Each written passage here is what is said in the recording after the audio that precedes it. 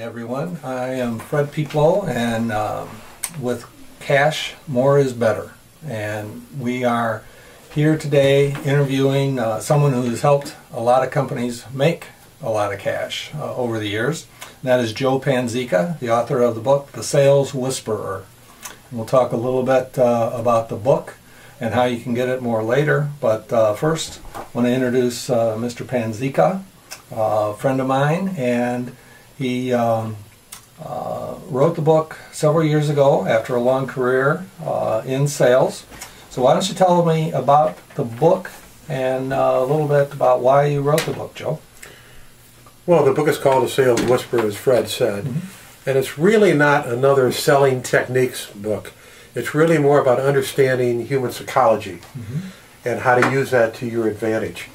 It's not a high-pressure selling situation, but it does take some forethought on a salesperson's part, whether you're selling at a retail level or going against a professional buyer, or you're a soccer mom or a soccer dad trying to get a point across to somebody. Okay, so it's not just about meeting some sales goal target and a way to manipulate people into buying the latest and greatest widget that you've got. It's about how they think and process and why they would buy. Is that? Absolutely. And it should be no surprise to anybody that the way women and men process different information is different. No way. But characteristically, the way women and men executives tend to process the same way once they hit the executive level, because that's been their training going up. Okay, so it isn't manipulation. It's controlling the sale from the very beginning without pressure, without manipulating. You're orchestrating their thought processes, understanding human emotions. Okay, so it's just presenting things in a way that's acceptable?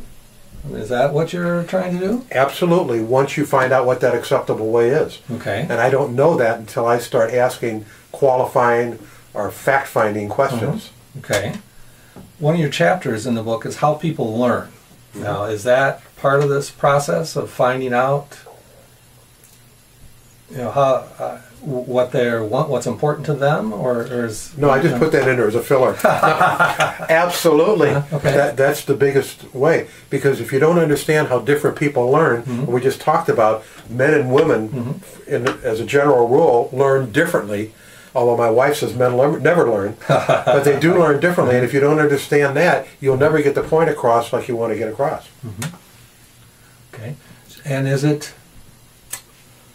there information in here that would cover both a business-to-business sale from a big business to another big business, or as well as the sale from a local retail store to a local consumer? Absolutely.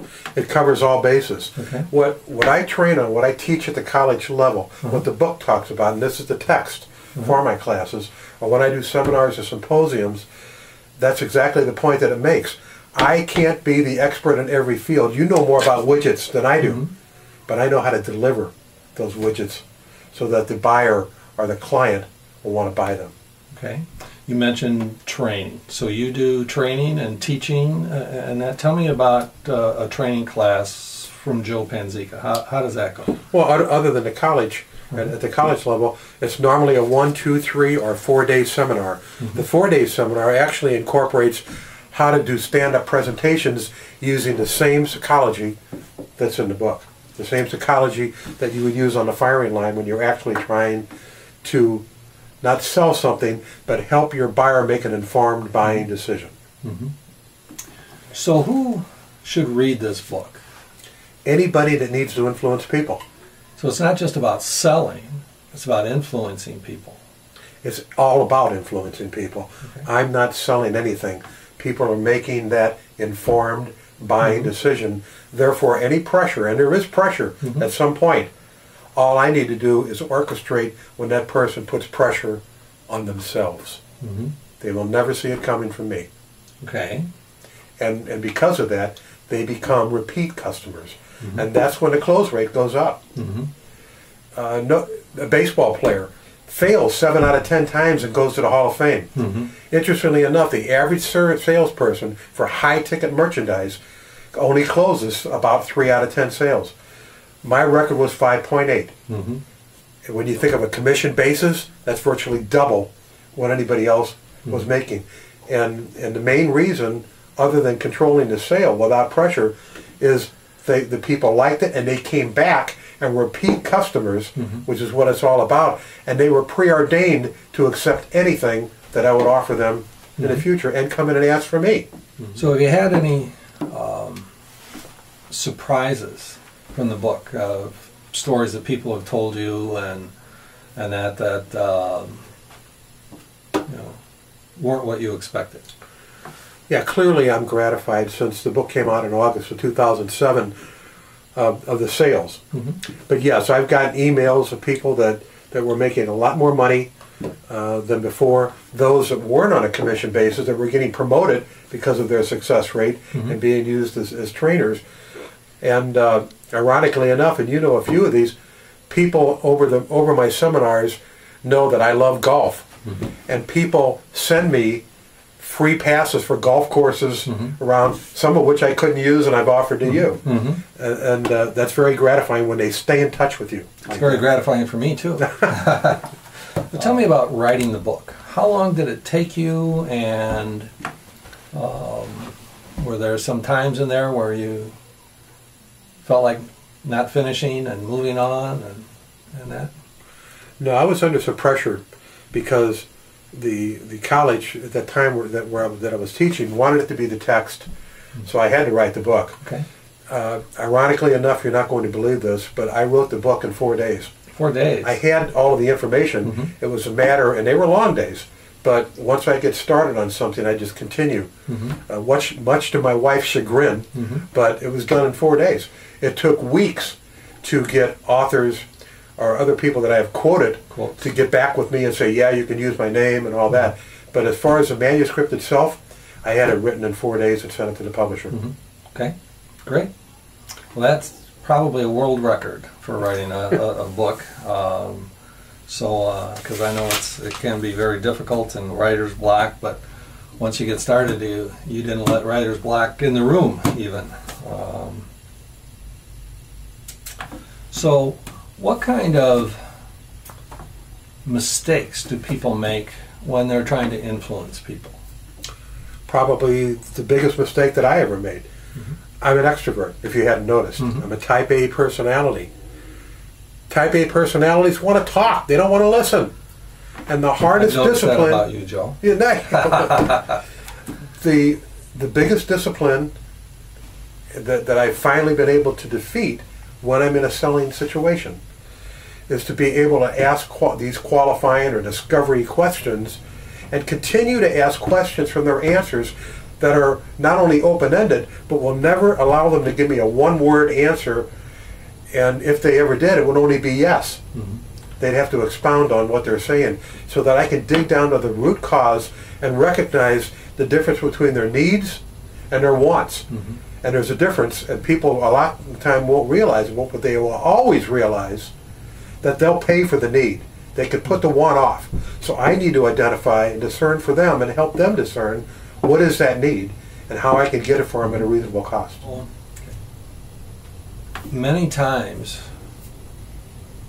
a sale is made or influence needs to be had in a committee or in a group situation where you have multiple players involved in making the decision.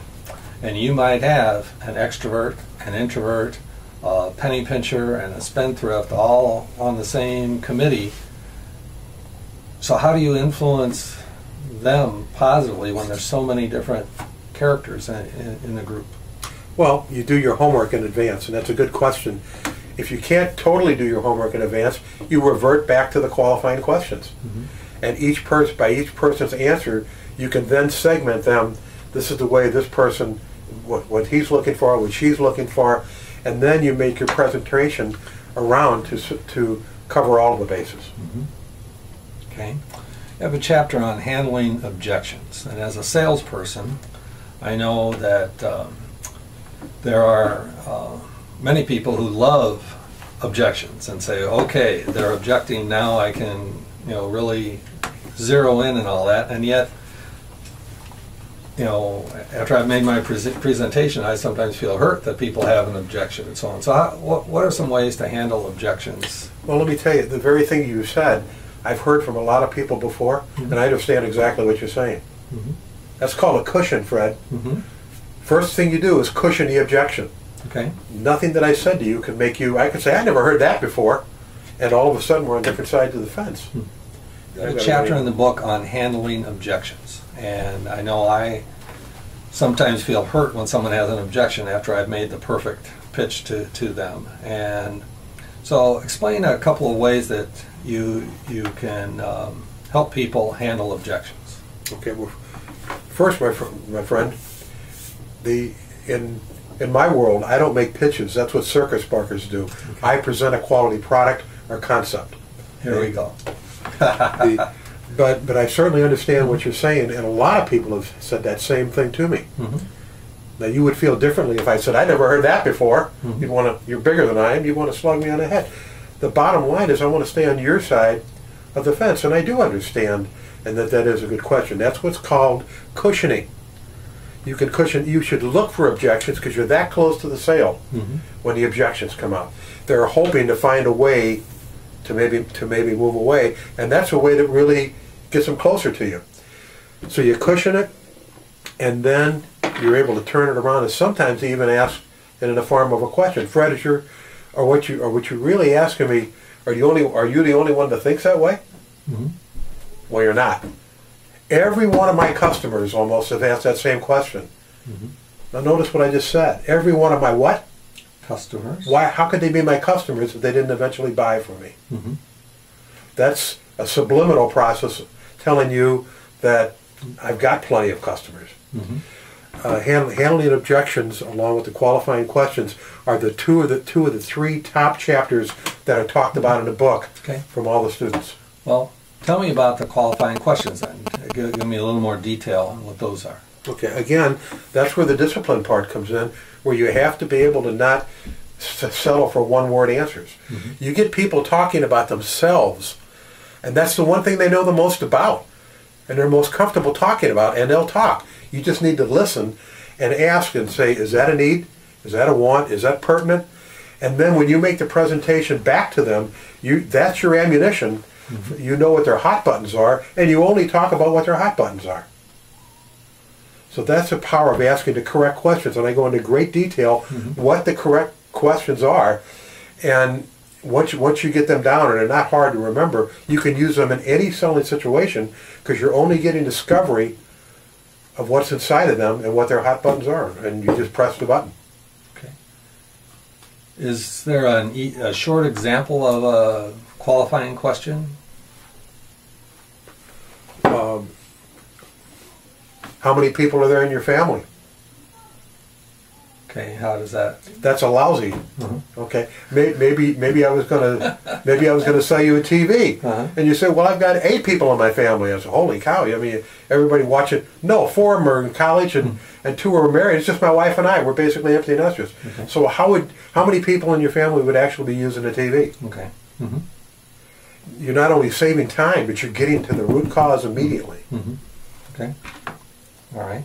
Now, a lot of folks talk about pain, sell to the pain. Is that a similar concept to what you're talking about, or I feel it's slightly different in your approach? Only in the fact that I'm trying to show a sincerity that you're not the only one experiencing that pain, and I'm going to be able to deliver the remedy for that. If you didn't have a problem, you wouldn't be here to see me. So I'm going to be the physician and write the prescription for that. But I can't do that unless I understand more about you. My job here is not to sell you and watch you walk out the door. I want you to keep coming back and back and back and talking to Joe. And only do that because I get you the best deals on what you need. Okay. And you can trust me to do that going forward. And tell your friends and neighbors. Okay. Where can I find the book? Well, it's sold in all quality bookstores everywhere. It would seem that Amazon seems to be the most successful with all books, and that's certainly where most of my books Okay. So Joe, I know you and know that you're a man of faith. How has your faith impacted your sales career and the book? Well, really in two ways. What I do, and I'm going to say it again and again and again, I'm helping them to make an informed buying decision. Mm-hmm. I sell them nothing. They're selling themselves based upon the information I'm giving them only because I've asked the right questions. Okay. By helping them make an informed buying decision and not rapidly trying to close them and get them out the door, I think that's pretty Christ-like. Okay. I think Christ would be pleased with that. Now, what's the other side of that? Repeat customers. The most important two words in business. So that trust that I'm developing in them gets repeat customers. But I think it's very Christ-like. What's next for the Sales Whisperer? Well, first I'm going to finish this cup of coffee. All right. Interestingly enough, I'm getting pressured by professional buyers that go to professional buying schools to learn about the psychology of selling in reverse, so they know how to hit the hot buttons of the people that are trying to sell them things in their negotiations. In other words, they can get a lower price if they know that a certain salesperson, what the market penetration is, how they can help them get that. Do they have the buying power index to give them that? And what can they get in return to lower their price, extend their terms, things like that. Something totally unexpected from my standpoint. So the purchasing person wants to have the same psychology training that the salesperson already has. And the purchasing person is typically trained in other areas and not so much the psychology of the buy. Right. Okay. Well, Joe, I've learned a lot from reading your book. It's been out for a few years, and I'm sure I was one of the early readers of the book, and it's been very good.